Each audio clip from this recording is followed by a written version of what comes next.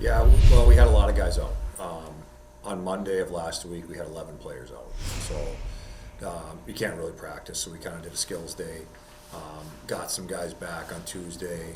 And just, we've kind of worked on some situational things over this, 5-on-6, 6-on-5, 5-on-3, power play. So just some things that you typically don't allocate a lot of time to.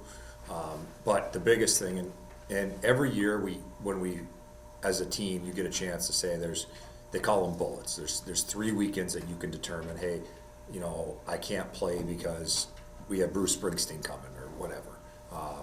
Or there's a basketball game, whatever you want to say.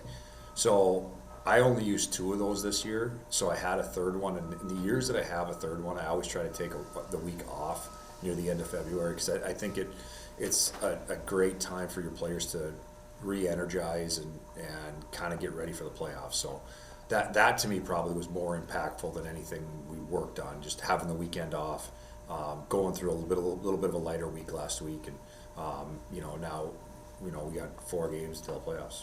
And then, Coach, you look at this weekend. What do you expect kind of going in there, and what do you have to do this weekend to kind of get the job done?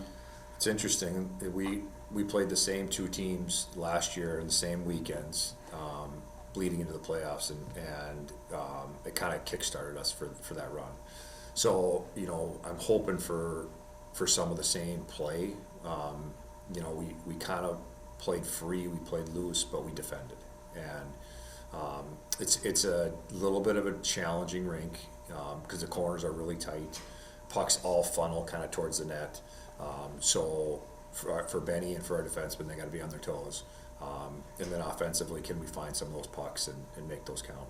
And then, Coach, when we look at the conference, and I know we've talked about this time and time again, but because it is so close every time, is there an expectation going in, or is it kind of, hey, we don't know if they're going to be on, we don't know if they're not going to be on?